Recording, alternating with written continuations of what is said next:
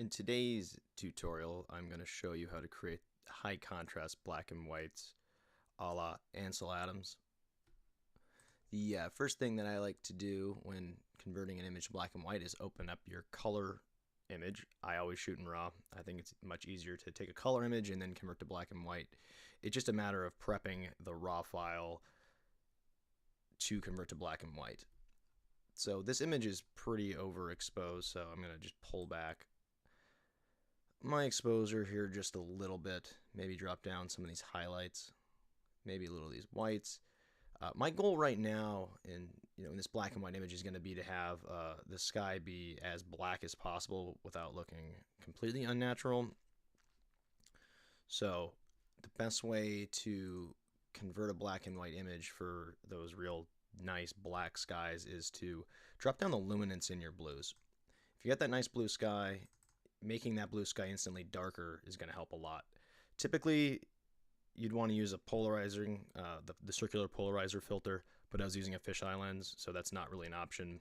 So this is sort of a way to fake that polarizing effect. So I like to drop the luminance of the blues and aquas down quite a bit. It's also good to just increase the saturation of those blues and those aquas just so they pop a little bit more. Some people will adjust the temperature to drop the blues to make the image bluer overall, which you can do, but I don't want to introduce any extra blue into the rock, which I want to be the white part of my image and have the sky be the black part of the image.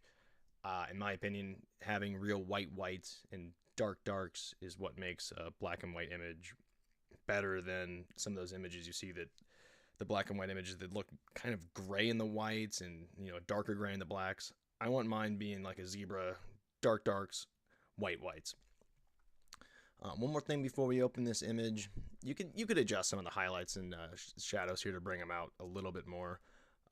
But something that's really important is to remove the chromatic aberrations as much as possible. There was quite a bit up on the upper portion here. You'll see some pretty dramatic chromatic aberration in these fisheye lenses if you leave a pretty a high contrast edge up in the corners. So that's before, that's after. You can see that magenta line will come and go as I click and do that. So from there, let's go ahead and open our image now that we've made our blue skies nice and blue. I need a faster Mac if anybody wants to buy me one. Then you don't have to wait for my images to load. Let's make this go to full screen just so we can see exactly what's going on. So there we go. You can run the noise filter before you do the black and white. It doesn't really matter. So let's just go ahead and get to Efex Pro. The first thing that I like to do in Efex Pro before I do anything, which I guess that would make it the nature of being the first thing, is to adjust. I like to do that because that has the biggest impact on the overall interplay between the colors. So when Efex Pro first opens, it's going to be the neutral color. Let's make this a little bit bigger for you. So right now we have a neutral filter. You can see that the strength of the filter is at 0%. I usually just go ahead and start with the red. I like to increase the strength up to about 100 to start, just because it kind of gives you the best idea of what it's going to do. You can always pull it back if it's too strong. You don't want to go too crazy because that's going to make stuff just a little too black, even though that kind of looks cool. I'm not going to lie. I also like to move my hue slider. So, like the cusp of the clouds are just kind of getting brighter and darker. Look what happens when you do a blue filter. The sky's going to go white and those shadows in the rock are going to go black. I don't like that look at all. I really like the kind of play around here to see where do you get the deepest blacks. I think it's right about there. Let's see what happens when we move our filter over some more. I'm going to go a little bit crazier than I normally would there. The only problem with doing this now, you can see that this rock here is really overexposed. So once we have the color filter that we want, I will then go to my global adjustments in the brightness, contrast, and also I'll use the selective adjust to fix and tone down specific areas. So right now I definitely want to lower some of these highlights. That doesn't have that strong of an effect, which is a little disappointing. Here's the overall adjustment. Unfortunately, I don't want to darken the sky any more than it is. So that's not good. So if you're moving that slider up there and it doesn't have the overall effect that you want, Silver Efex Pro is great because it has this thing called control points, which allows you to affect just certain areas and certain tone ranges within an image. So I'm just going to move this right about there. Be careful and be aware of where you're putting your dot, because that targeted area where the yellow is, that's really going to use that as a sample to affect which tones in the image. So I'm going to go ahead and just drop down the brightness. Unfortunately, it's turning a little more gray than I would like, so I'm just going to move this around to see if I can see when you get over like that darker area, it really makes those blacks pop out. I like that. I think that helps our image a lot. It's still, the whites are turning a little bit more gray than I'd want, so that's okay, but adding back the contrast will help a little bit. So just so you can see where we're going, there's our before. Here's our after. It's got a lot more pop. Let's go ahead and throw in another control point down here because this rock is a little bit too bright for me. Let's go ahead and increase that size. I'm going to make this a little bit more subtle. I think that's nice, but I'm going to move that away from that darker portion of the rock and onto the brighter area of the rock. So right now, here's our before and after. We're still a little overcooked over here.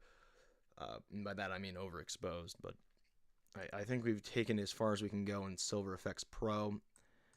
I probably went a little too crazy with the filter because there's getting some weird action here by this rock where it doesn't even really look natural. So I'm going to go ahead and just pull back the filter effect, which will kind of take away a little bit from that HDR effect it was having and actually help a little bit with the other troubled areas we were having. So I'm going to go hit OK. I think I've taken that image as far as I want to go with Silver Efex Pro. And then the next step that I think really makes a huge difference is using the dodging and burning tool within Photoshop. And I'm not talking about using a layer mask to do that or some of the other various methods you've seen to, maybe you've not seen them, I don't know. But some people don't actually use the actual tools of the dodge and burn, which is located right here. I like these because it allows you to adjust specific tones within the image. Once Silver Efex Pro finishes doing what it's got to do, I will show you what I mean.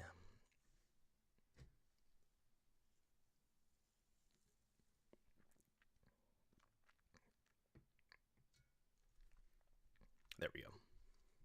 So the first thing you want to do, if you're going to mess around with dodging and burning, got to create a new layer. Actually, I got a better idea, because the dodging and burning within Photoshop is about as destructive as it gets, and it takes a little bit of practice. I'm going to go ahead and just make a whole new duplicate image.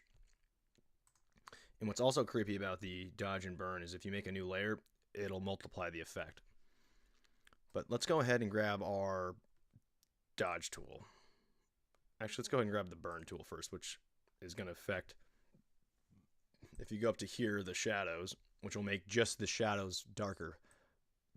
I'm literally going to drop this down to 3%. I'm going to increase my brush size. Didn't work the way I wanted it to, so I'll go into here and adjust it. Now just watch what this does. It's really, really subtle. So if you want to make the shadows a little bit darker here and these little details in the rocks just a little bit more darker, it adds quite a bit of pop. So all you got to do is just take your brush and just paint over those darker areas in the rock to really bring it out. The trick with this is to be subtle and not go crazy. Also too, I'm not clicking more than once. I've clicked down and I'm holding it down because if you click again, it's going to add a whole new strength and effect to it. So I just release the finger and I'll show you. Hardly even notice it, so let's keep going. You can really dodge and burn forever in Photoshop. I'm telling you, a lot of people do this and they don't admit to it, but it really is what makes their images pop. And it's very time consuming, so Let's go down here, make these blacks blacker. As I said at the start, making the blacks blacker and the whites whiter is really the trick to making your black and white images really pop. I'm going to go up here in the clouds and help bring a little bit more darkness to the sky and these kind of grayer areas here. You want to be careful though, because you don't want to paint over the areas that are already pretty black. If you get bored, you can just go up here and jack up your intensity, but I don't think that's the best idea. Well, maybe it is in this case. I don't know. Shows what I know. So here's a before and after. It's subtle, but you know, it's definitely an improvement. And sometimes those subtle improvements that really make a big difference. Then what I also like to do, though this is not the best, would be the best example, is to go ahead and paint over some of the whites to give them just a little bit more pop. So what we got to do is we have to go back over here, right click and go to our dodge tool. Increase your brush size. Yeah, I said that all wrong. Brush size. And then you can go over here. Ooh, we do not want exposure 50%. That'll kill you. Sometimes I'll even set this down to 1%, but let's just take it at 3 because I'm trying to get this over with right now. Just go ahead and paint over some of these clouds to make them whiter. I would paint over, normally I would go over this rock, but I think that rock is already overexposed. But maybe in some of those areas that were really black, we can just kind of come in here and add a little bit to the whites just to help them pop through just a little bit more. Maybe in the shadow too. So here's your before and after overall. Really subtle. After, before, before, after. Super subtle, but sometimes it's those little subtle touches that really make the difference. So here, I'll go back and show you the color image. There was our Silver Efex Pro adjustments, and then there was our final little dodging and burning layer. So I think that's a pretty good black and white image. Certainly not perfect. I overexposed the image, and I probably should have gone back through and dropped down these areas with the various tools you can do that. But that wasn't the point of this tutorial. The point of this tutorial was to show you how to make those high contrast, black sky from blue sky, black and white images, a la Ansel Adams. So I hope you guys learned some new cool tricks here. Thanks for taking a look.